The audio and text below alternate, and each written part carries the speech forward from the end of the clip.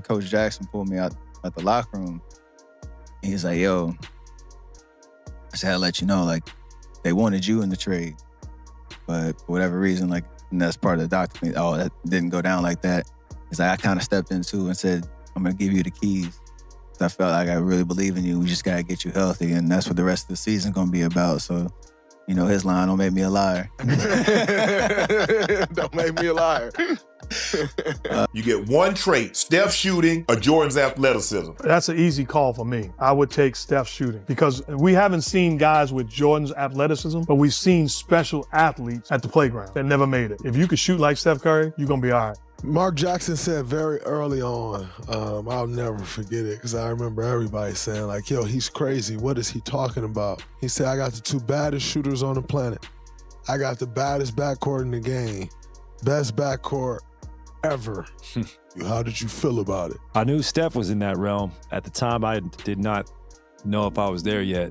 I knew I could be. And what's funny is when I was really active on Twitter back then, I put in my bio, even before I ever played an NBA game, I'm chasing Ray Allen as far as trying to break that record or whatever, right? Yeah. So to kind of follow that mold of being a Ray Allen, Reggie Miller type player, for Mark to say those things gave me so much confidence. And Mark isn't just gonna gas you up like that. He's seen the best ever play. He's played against the best ever play. So when someone like Mark Jackson says that, it did so much for me, especially eternally. You gotta think about this, and I'll wrap this up with this.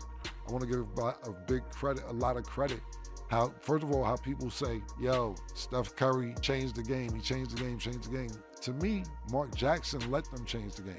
When Mark Jackson came out and said, I have the best shooting backcourt in history, everybody thought he lost his mind. He didn't say the best backcourt in history. He wasn't comparing, he said the best shooting backcourt. And he found out to be right. The way they prepared, how serious they took their gift, it was an easy call for me. And to close that statement, after I made the statement, I said it and it ain't even close. If you don't believe me, call my bluff. I wasn't sitting there lying. Right. I believed everything I said based on the facts that I witnessed every single day. And I still don't think it's close. The closest as a tandem, statistically, people say Jerry West and Gail Goodrich. I say the closest statistically is John Stockton and Jeff Hornacek. Right. Both, one's a great shooter in Hornacek. Efficiency-wise, John Stockton's a great shooter, but he's not in the class as those guys. Right. Steph Curry and Klay Thompson are incredible basketball shooters. Right. They have a gift at it. Right. I don't think it's close. I absolutely don't think it's close. So that was an easy call for me. What do you remember from your time with Golden State? What was it like playing with that young Splash Brothers crew and Draymond? I mean, you could tell that when I got traded there, it was me, Marshawn Brooks, Andre Iguodala, Steph, Klay, Andrew Bogut, David Lee. So you could just tell that they was on to something. Draymond was in his second year already leading and talking too much. So you could just tell that they was on their way. Mark Jackson did a good job of motivating Steph in a way, because I remember Steph used to not want to do one-on-one battles with Chris Paul, and Mark Jackson used to make them like, hey, the only way we're gonna beat them if you go at him. And that was, and Steph, that was all Steph needed for real, was that little battery in his back. But you could tell they was gonna do all this a little bit. I mean, you ain't know you was gonna change the game like that, but it's great to see. So even in that season there, you knew the Warriors had a chance to be special? The vibe around there, just being in the Bay, and the way Mark Jackson was pushing Klay and Steph, you could tell that it was a little different from the rest of the NBA, just the juice around there. What does it look like when love meets unlimited money? And what happens when a giant of history quietly takes his final breath?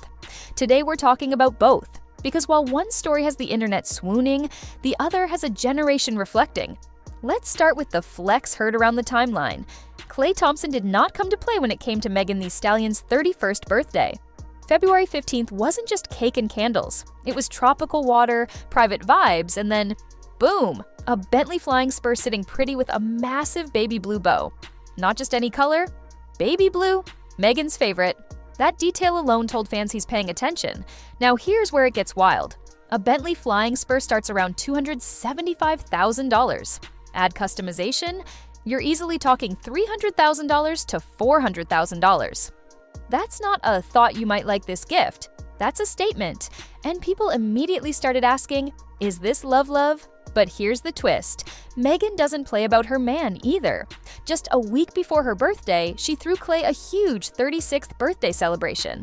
Not just balloons and bottle service. She surprised him with a private performance from Bone Thugs-n-Harmony. That's nostalgia. That's effort. That's knowing what your partner actually likes. So now the internet is calling them a power couple. Because this isn't one-sided, it's matching energy. But here's where things get interesting. They've only been public for about 7 months. 7. And yet Klay renamed his boat the SS Stallion. You don't rename a boat unless you're serious or completely gone. Social media joked that his nose is wide open. Meanwhile, Meghan has been dropping love-inspired lyrics that fans swear are about him. It feels fast. It feels intense. It feels very headline-ready. And not everyone is convinced. Some fans are rooting hard. They love seeing Meghan happy, especially after her very public ups and downs in relationships. Others are skeptical.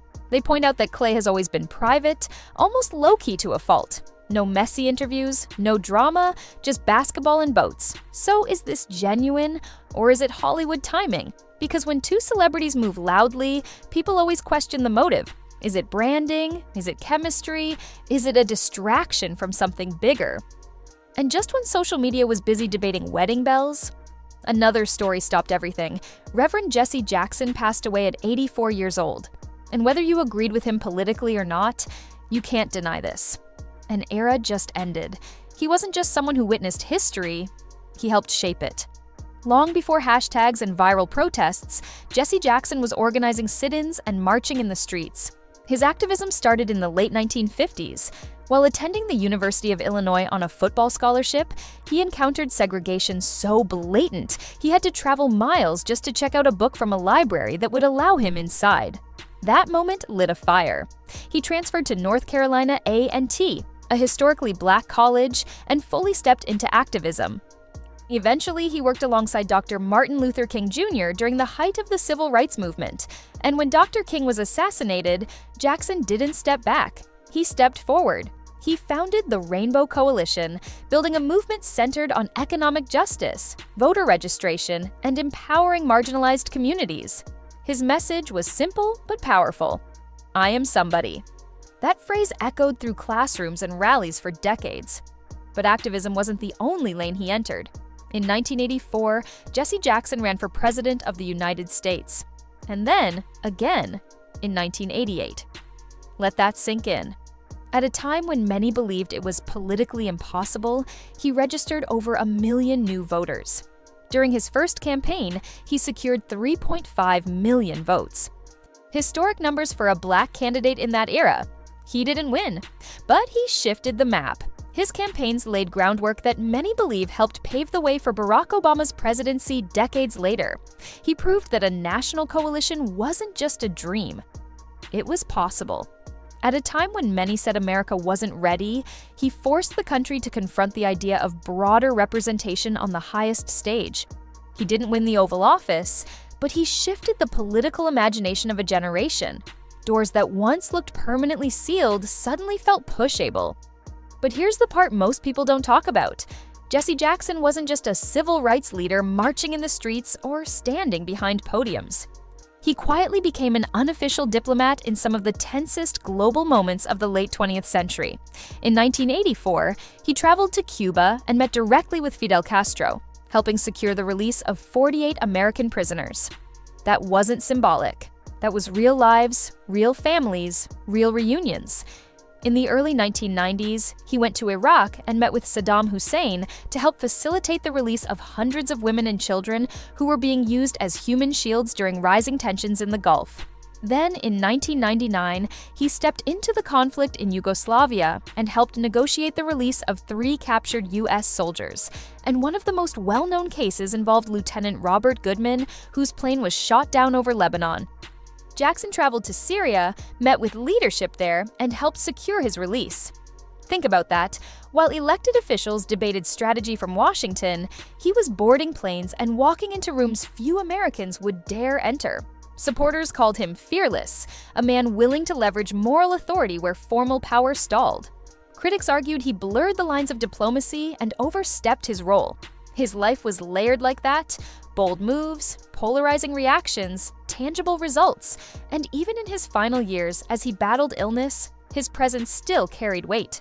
When news of his passing broke, tributes flooded in. Joe Biden called him a man of God and of the people, reflecting on their decades-long connection. But then came a different tone.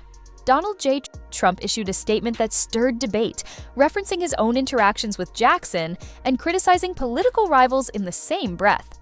Critics questioned the timing. Supporters defended it. Even in death, Jesse Jackson sparked conversation. That's impact, and it leaves us asking, will history remember him as a firebrand, a bridge builder, a disruptor, or all of the above? When you look at the life of Jesse Jackson, it's hard to put him in just one box. He marched alongside giants. He ran for president when many thought it was impossible. He negotiated in rooms most people will only ever read about. He inspired millions to believe they were somebody. But he also faced criticism, political pushback, and moments that sparked real debate. Probably all of it. Because real legacies are complicated. They aren't neat.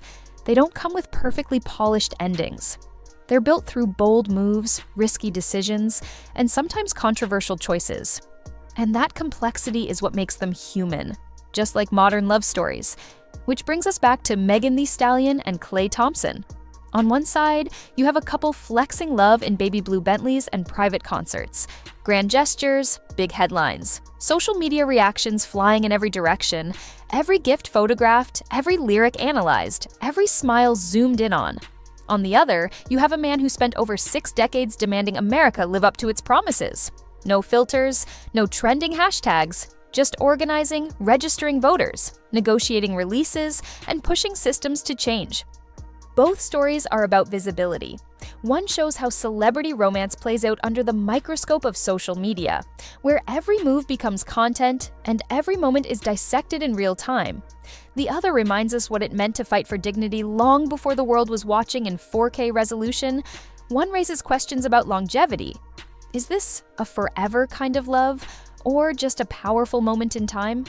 The other leaves behind proof of endurance, a lifetime of activism that stretched across generations. So, what do you think? Is Megan and Klay's whirlwind romance headed toward wedding bells? Or is it just another chapter in the ongoing saga of celebrity headlines? And when it comes to Jesse Jackson, do you believe his contributions receive the full recognition they deserve? Or do the controversies sometimes overshadow the accomplishments? Because whether we're talking about headline-making romance or decades of civil rights leadership, one thing is clear: public life is never simple. It's layered, it's debated, it's celebrated and criticized at the same time. And the conversation? It's far from over. So now I really want to hear from you. When you look at Jesse Jackson's life, the marches, the presidential campaigns, the hostage negotiations, the political drama, what stands out the most? Do you see a trailblazer who shifted history, or does the controversy complicate how you see the legacy? Let's talk about it. Drop your thoughts in the comments below. Let's talk about it.